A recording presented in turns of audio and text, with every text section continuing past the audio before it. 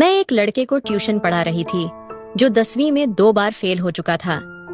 वह 15 साल का नहीं बल्कि 17 साल का था।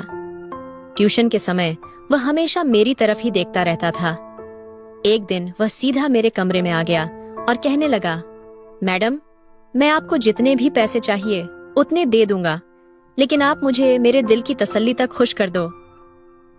मैं प्रेम को छोटा समझकर उस पर हंस पड़ी। तब उसने बेड पर ही एक्स्ट्रा क्लास के खत्म होने तक पूरे जोश में मैं स्नेहा हूँ, मैं घर पर ही ट्यूशन चलाती थी और 10वीं तक के लड़के लड़कियां मेरे पास पढ़ने आते थे। ट्यूशन से मैं महीने के 7,000 रुपए कमा रही थी, लेकिन वो भी कहीं ना कहीं घर में खर्च हो जाते थे। हजारों रुपए में भी मैं अपना घर ठीक से चला नहीं पाती थी, लेकिन जो था मेरे लिए वह ठीक चल रहा था। एक दिन मेरी ट्यूशन में एक 60 साल का व्यक्ति अपने 15 साल के पोते को लेकर आया। वह व्यक्ति बड़ी महंगी गाड़ी में मेरे घर आया था और उसकी जीवन शैली भी बिल्कुल अमीर लोगों की तरह थी। उस व्यक्ति की यह शान देखकर मेरी आंखें चमक गईं। मैंने उनसे उनका परिचय पूछा तो वह बोले, मैं सुधाकर हूँ और मैं अपने पोते को आपके पास ट्यूशन के लिए लाया हूँ। मुझे यह सवाल उठ रहा था कि वह व्यक्ति इतना अमीर होते हुए भी अपने पोते को घर की ट्यूशन में क्यों लाया, जबकि शहर में बड़े बड़े कोचिंग सेंटर थे। मैंने उनसे वहीं अपने सवाल का जवाब मांगा। इस पर उन्होंने कहा, मैडम, अगर आप मेरे पोते को 15 साल का समझ रही हैं तो सुनिए, वह 15 साल का नहीं बल्कि 17 साल का है। उसका 10वीं पास करने का उम्र तो कब का निकल चुका है। पिछले 2 साल से वह बार बार 10वीं में फेल हो रहा है। शहर के बड़े बड़े कोचिंग में उसे पढ़ाया गया, लेकिन कुछ फायदा नहीं हुआ। एक छात्र से आपका नाम सुना था। कभी कभी जो बड़े लोग नहीं कर सकते वह एक साधारण व्यक्ति कर देता है। अब मैं आपके पास बहुत उम्मीद लेकर आया हूँ। मुझे यकीन है कि आपके यहाँ पढ़ने से मेरा पोता इस बार जरूर 10वीं पास करेगा। सुधाकर राव की बातों में मुझे सच्चाई नजर आई और मैंने उनके पोते का एडमिशन कर लिया। उस दिन से ही वह मेरे पास पढ़ने आया था। मैं बाकी छात्रों से महीने के 2,000 रुपए लिया करती थी, लेकिन सुधाकर राव से मैंने उनके पोते की ट्यूशन फीस 3,000 रुपए बताई। उसी दिन से उन्होंने उसे मेरे पास ट्यूशन के लिए छोड़ दिया। उनके लिए तो 3,000 मामूली बात थी, क्योंकि बाकी माता पिता की तरह उन्होंने पैसे देने में कोई झंझट नहीं की थी। पहले ही दिन उन्होंने मुझे पूरे महीने की फीस दे दी थी। पहले दिन जब मैंने प्रेम को पढ़ाना शुरू किया तो वह पढ़ाई में बहुत कमजोर दिखा। उसका ध्यान पढ़ाई छोड़कर कहीं और था। 2 दिन तक यही चलता रहा। तीसरे दिन सुधाकर राव अपने पोते की पढ़ाई के बारे में पूछने ट्यूशन में आए। मैंने उनसे कहा, आपका पोता पढ़ाई में बहुत कमजोर है।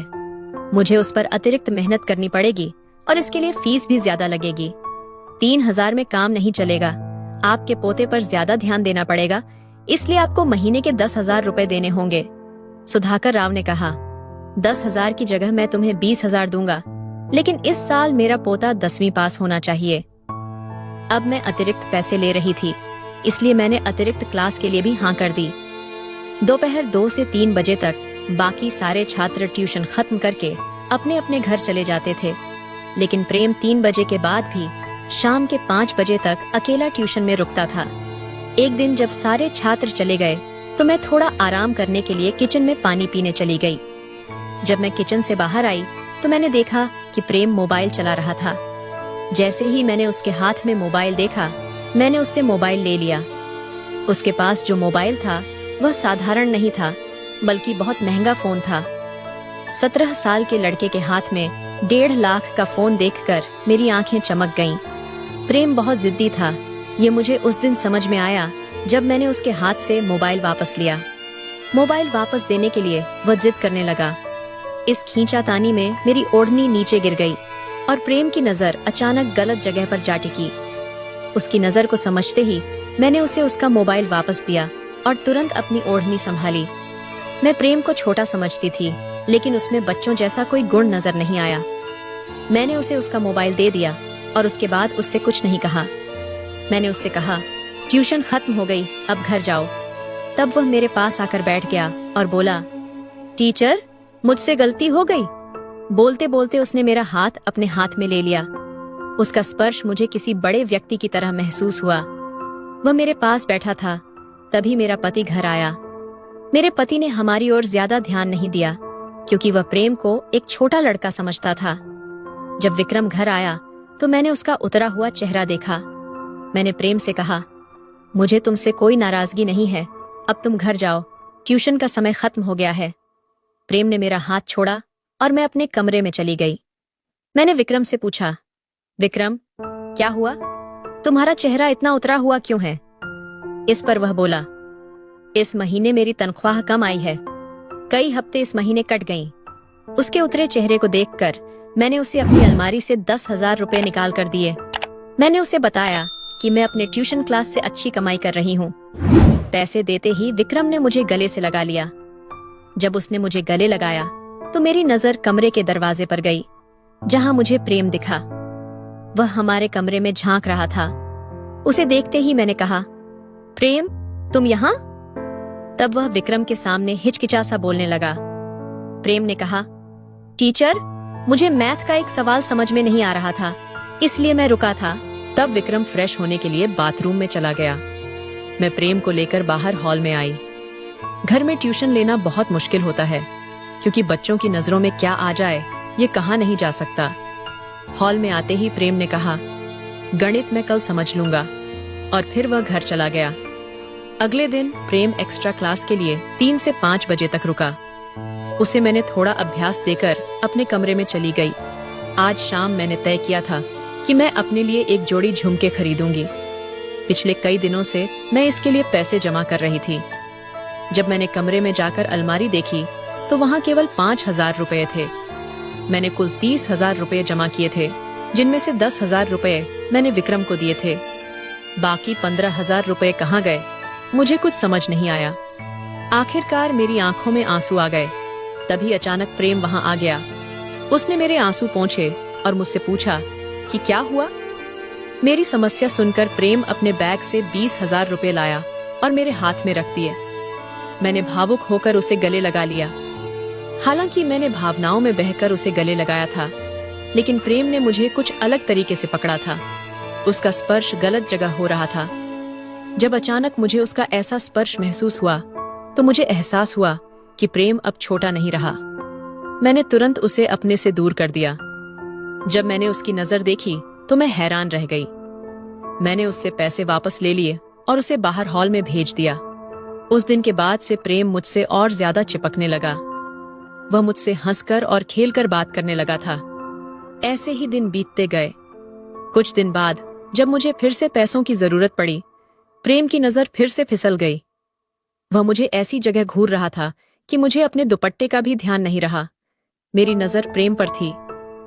वह पुरुष जो स्त्री के नखरे उठाता है और उसे खुश रखता है, उसी के साथ समय बिताने की स्त्री की इच्छा होती है। पिछले कुछ दिनों से मैंने अपने पति को खुद से दूर रखा था क्योंकि वह मेरी जरूरतें पूरी नहीं कर पा रहा था। इसीलिए उसे मेरे साथ समय बिताने का भी हक नहीं था। जब मैंने अपना दुपट्टा ठीक करना शुरू किया तो प्रेम ने मुझे अपना एटीएम कार्ड दे दिया। उसका इरादा यही था कि मैं अपना दुपट्टा ठीक न करूं। मेरी सुंदरता देखकर वह मेरी मदद कर रहा था, ये मुझे समझ में आ गया था। धीरे धीरे मैंने उसे अपने प्रेम के जाल में फंसाना शुरू कर दिया। अब उसका ध्यान पढ़ाई से हटकर मुझ पर ज्यादा था। मुझे भी उसका ध्यान अपनी ओर से हटने नहीं देना था। एक दिन शाम को प्रेम के दादाजी उसे लेने आए थे। उन्होंने कहा, आपके पास मैंने प्रेम की ट्यूशन लगाकर सही निर्णय लिया है क्योंकि उसे ट्यूशन में आने की बहुत ज्यादा चाहत होती है। प्रेम को पढ़ाई की चाहत थी या किसी और चीज की, ये उसके दादाजी को नहीं पता था। एक बार प्रेम ने मुझसे कहा, टीचर आप साड़ी से भी ज्यादा अच्छे छोटे कपड़ों में लगेंगी। तब एक्स्ट्रा क्लास के समय प्रेम मुझे शॉपिंग के लिए मॉल में ले गया। उसने मुझे बहुत महंगे कपड़े खरीद कर दिए। मैंने उससे कहा, तुम इतना पैसा खर्च कर रहे हो, अगर तुम्हारे दादाजी को पता चला तो? इस पर प्रेम ने कहा, अगर दादाजी को पता चला कि मैं कितना पैसा खर्च कर रहा हूँ तो भी वे मुझे कुछ नहीं कहेंगे क्योंकि मेरे खर्च के लिए वे खुद पैसे मेरे अकाउंट में डालते हैं। दादाजी मुझे 50,000 रुपए पॉकेट मनी देते हैं और पिछले कई सालों से मेरे अकाउंट में काफी पैसे जमा हो चुके हैं। मैंने आज तक किसी पर खर्च नहीं किया और अब तुम पर कर रहा हूँ।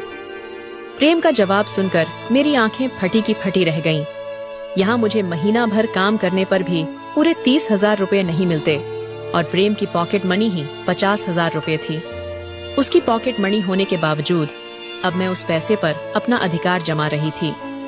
उसी पैसे से प्रेम मेरी इच्छाएं पूरी कर रहा था। उस दिन मॉल में 2 घंटे घूमने के बाद मैं बहुत थक गई थी। घर आते ही मैंने आराम किया और फिर अपने कमरे में बाल सुखाने लगी। तभी प्रेम मेरे कमरे में आ गया। मुझे बाथ गाउन में देखकर वह पूरी तरह से होश खो बैठा। मेरे पास आकर वह मेरे शरीर पर हाथ फेरने लगा। मैंने उसे खुद से दूर किया तो उसने मुझे जोर से अपनी ओर खींचा। प्रेम ने कहा, टीचर, मैं आपको जो चाहिए वह दे रहा हूं, तो आपको भी मुझे जो चाहिए वो देना चाहिए। प्रेम ने मुझसे अपनी अनुचित इच्छा व्यक्त की थी। पिछले कुछ दिनों से वह मुझे अनजाने में अजीब ढंग से छूता था और मुझे अजीब तरीके से देखता था, लेकिन मैंने उसे कभी कुछ नहीं कहा। अब अचानक उसने अपनी अनुचित इच्छा जाहिर कर दी थी। मैंने प्रेम से कहा, अगर मैं तुम्हें मना कर दूं तो? इस पर उसने कहा, तो मैं तुमसे दूर चला जाऊंगा। जब मुझे समझ आया कि अगर प्रेम मुझसे दूर जाएगा तो मुझे उससे मिलने वाली आर्थिक मदद और मेरा घर सब कुछ बंद हो जाएगा, तब मैं घबरा गई। मुझे पैसों की बहुत जरूरत थी। मेरे पति की 30,000 की सैलरी में कुछ भी पूरा नहीं हो पाता था। हमारे 14 साल के बेटे को भी हमने पढ़ाई के लिए उसकी मामी के पास छोड़ रखा था और उसकी पढ़ाई के पैसे भी हमें बीच बीच में भेजने पड़ते थे। ये सब सोच विचार करके मैंने विक्रम को छोड़ दिया और प्रेम को वह सब कुछ देने के लिए तैयार हो गई जो वह चाहता था।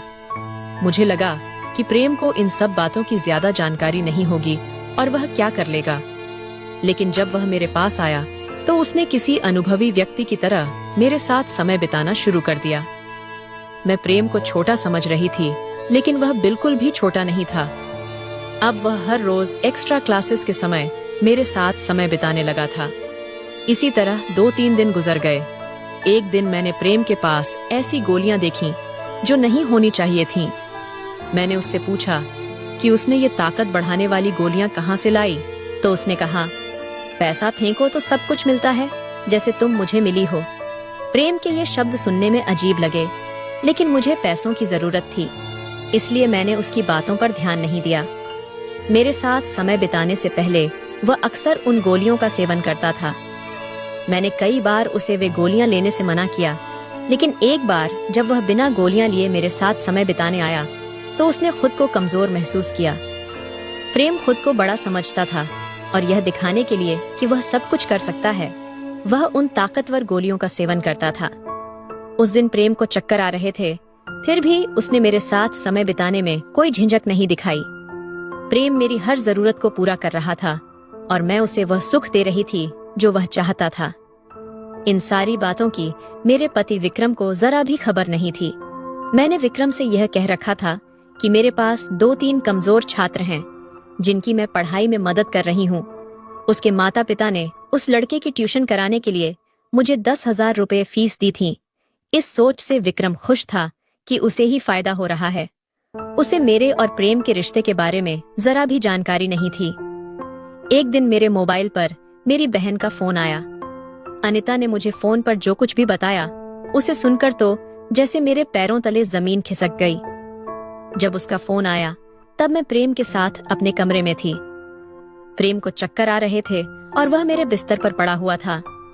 मेरी बहन की बात सुनते ही मैंने प्रेम को खुद से अलग किया। अनिता ने कहा, स्नेहा, अपने बेटे को अभी के अभी यहाँ से ले जाओ।